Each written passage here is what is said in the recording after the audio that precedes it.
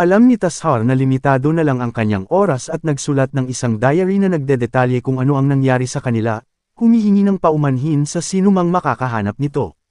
Si Jinho, pagkatapos basahin ang tala-arawan, napagtanto na ang bilang ng mga halimaw ay dumodoble sa bilang ng mga manlalaro na pumapasok sa gate.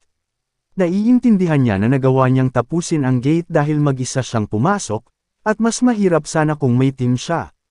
Kinuha ni Jinho ang diary pati na si Tashar the Tempest Bow, nangako na maghihiganti sa mga halimaw na player. Pagkabalik mula sa tarangkahan, nagsabi ang presidente ng mensahe kay Jinho, na nagpapasalamat sa kanya sa pagbabalik ng diary ni Tashar sa gobyerno ng India at pagpapaalam sa kanilang mga pamilya.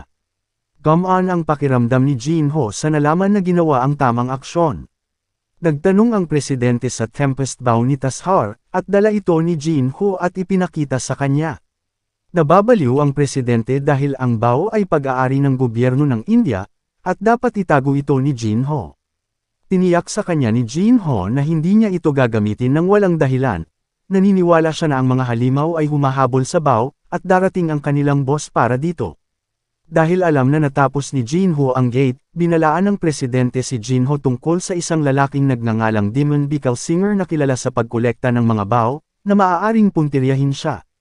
Gayunpaman, kumpiyansa si Jinho na darating sila sa kanya sa susunod na uncleared gate. Sa kabila ng pag-aalala ng presidente, binalak ni Jinho na gamitin ang bow bilang bitag para mahuli ang mga halimaw na player. Naputol ang kanilang talakayan ng isang tawag mula sa media na humihiling ng panayam kay Jinho matapos matuklasan na natapos niya ang Louvre Garden. Nais silang paalisin ng presidente, ngunit pinigilan siya ni Jinho, na nagmumungkahi na magsagawa sila ng isang press conference upang ipahayag kung anong gate ang susunod niyang pupuntahan, na hinihimok ang mga halimaw na player na lumaban sa kanya. Sa press conference, lumitaw si Jinho sa casual na damit, tinatanggihan ang kailangan na magbihis tulad ng kanyang nakaraang persona na si Spectre. Nagpakilala siya at sinagot ang ilang tanong. Nang tanungin tungkol sa kanyang pipiliin na susunod na gate, inihayag ni Jinho na gusto niyang pumasok sa Eastern Sea Gate. Sa anunsyong iyon, lahat ay nagulat sa lahat ng naruroon. Matapos ipahayag ang kanyang susunod na gate, ang Eastern Sea Gate, tiniyak ni Jinho sa lahat na mananalo siya kahit na makaharap siya ng isang boss monster. Ang gate ay ang huling uncleared sa Korea, at iminumungkahi sa mga sabi-sabi, na isang makapangyarihang boss ang naninirahan sa loob.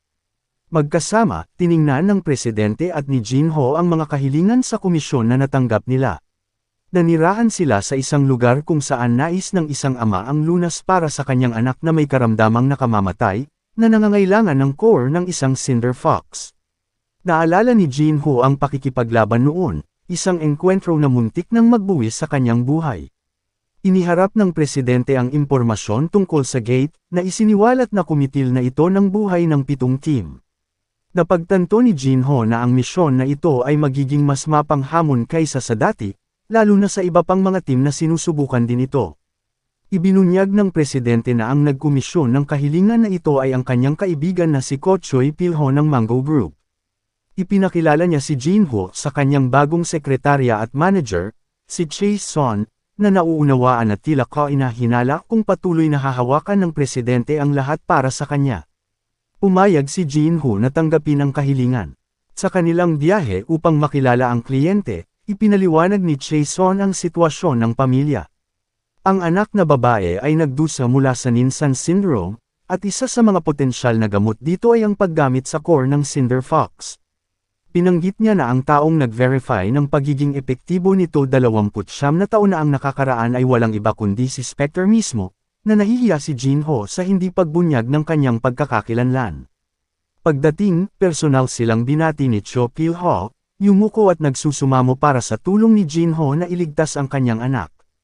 Pagkarating upang makilala ang kliyente, inalok ni Choi Pil-ho si Jinho ng bayad na 15 bilyon at nangakong ibibigay ang lahat ng kailangan niya mula sa kanyang kumpanya. Inisip ni Chae Son na ito ay isang mapagbigay na alok at naniniwalang tatanggapin ni Jinho. Gayunpaman, tumanggi kaagad si Jinho, at nang itaas ni Pil-ho ang halaga, pinigilan siya ni Jinho at sinabing sapat na ang 10 bilyon.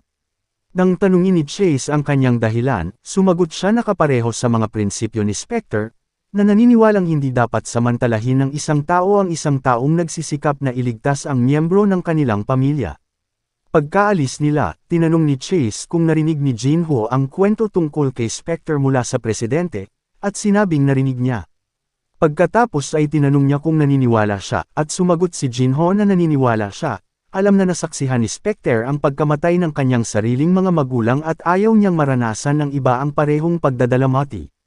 Nang maglaon, dinala ng presidente si Jinho sa vault upang piliin ang kanyang sandata para sa pakikipaglaban sa Cinder Fox. Nalaman ni Jinho sa nakalipas na 25 taon, ang teknolohiya ay makabuluhang mabuti, na nagresulta sa mas mahusay na mga materyales at armas. Sinubukan niya ang ilang mga armas ngunit hindi siya napahanga, na nagsasabi na ang mga ito ay walang silbi laban sa mga tunay na mga predator. Gayunpaman, napansin niya ang isang espada sa sulok, at kahit na naniniwala ang presidente na ito ay walang silbi, ipinakita sa kanya ni Jinho na ang espada ay hindi basta-basta.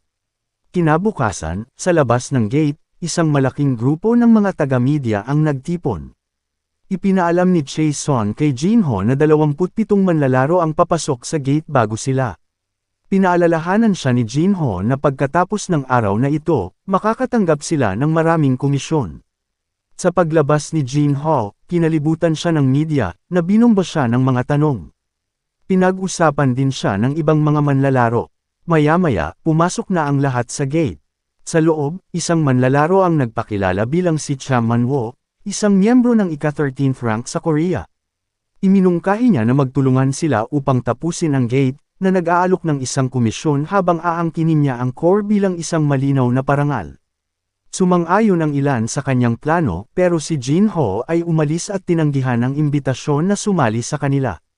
Ang isa pang manlalaro sa tabi ni Cha Man-woo, ay nag-isip na ang mga chismis tungkol kay Jinho na isang henyo ay exaggerated at ang pakikipaglaban ng mag-isa ay isang masamang desisyon. Ang Cinder Fox ay isang boss monster na tinubuan ng 9 na buntot sa loob ng 1,000 taon. Kapag lumaki na ang lahat ng buntot nito, magiging Millennium Fox ito, na magkakaroon ng kakayahang mag-utos ng mas maraming sundalo. Nakahanap si Jinho ng lugar para mag-scout at obserbahan ang kabilang grupo. Samantala, ang ibang grupo ay nagsimulang salakayin ng mga Firefox. Inactivate nila ang kanilang mga bitag at nagawang palayasin ang mga umaatake, na nakakuha ng kumpiyansa sa kanilang mga kakayahan. Biglang lumitaw ang Cinder Fox na galit sa pagkatalo ng mga alipores nito. Napansin ng isa sa mga miyembro ang 9 na buntot nito at nabigla. Sinubukan ni Cha Man-woo na patatagin ang team, ngunit ang ilan ay natakot na. Nanatili siyang may kumpiyansa sa bisa ng kanilang bitag at naniniwala siyang papatayin niya ang Cinder Fox, na makakahigit pa kay Spectre. Sa sumunod na eksena, lahat ay nakahiga sa sahig na sugatan at talunan. Hindi makapaniwala si Cha Man-woo na wala sa kanilang mga kakayahan o estratehiya ang gumana, laban sa Cinder Fox. Naisip niyang imposibleng talunin ang halimaw. Naghanda ang Cinder Fox na maglabas ng bowl ang apoy upang tapusin si Cha Man-woo. Ngunit sa tamang oras, dumating si Jinho at hiniwa ang bowl ang apoy sa kalahati. Sinabi ni Jinho kay Cha Man-woo na kunin ang mga survivors at umalis para maayos niyang harapin ang Fox. Inatake ng Fox si Jinho gamit ang mga bowl ang apoy, na ayaw siyang palapitin.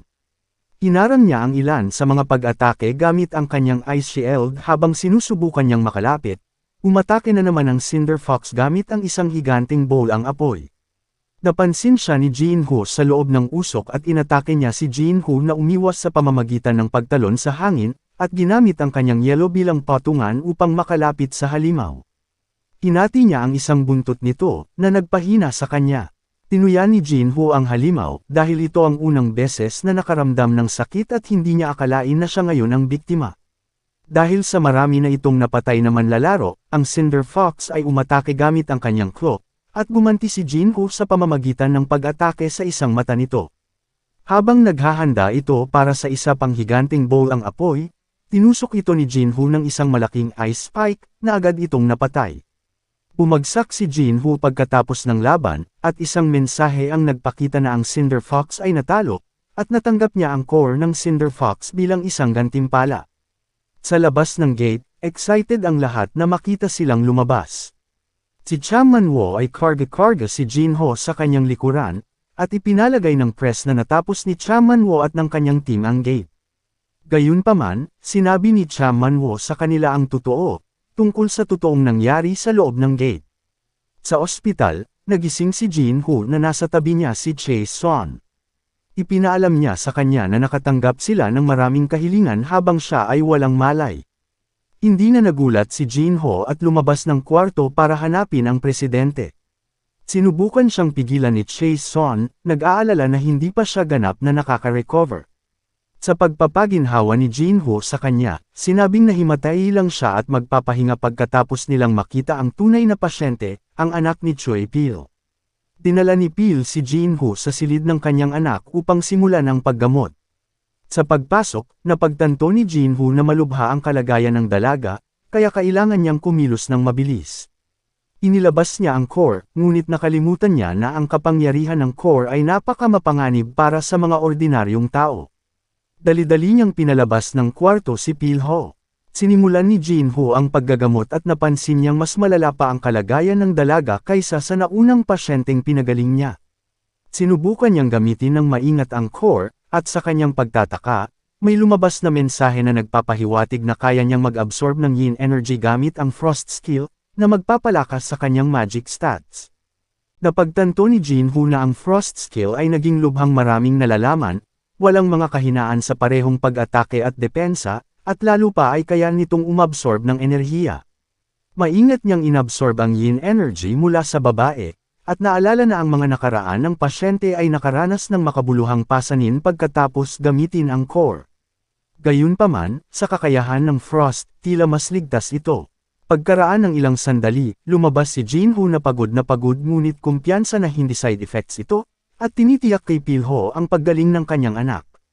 Ipinahayag ni Pilho ang kanyang pasasalamat at nilayon niyang dagdagan ang bayad, ngunit alam niyang tatanggi si Jinho.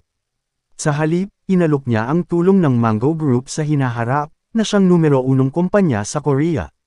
Ang panganay na anak ni Choi Pilho ay ang Guildmaster ng Scarlet Tower, na ika-5 pwesto sa bansa. Nagpasalamat si Jinho at nangakong hindi niya sisirain ang reputasyon ng Mango Group. Sa kanilang pagbabalik, ipinahayag ni Jinho ang kanyang pasasalamat kay Chae Son para sa isang mahusay na trabaho. Sa opisina ng presidente, ipinakita ni Jinho ang Cinder Fox Core sa presidente at ipinaliwanag na hindi niya ito ginamit sa anak ni Pilho dahil na-absorb niya ang yin energy gamit ang kanyang frost skill. Nagulat ang presidente sa paghahayag na ito.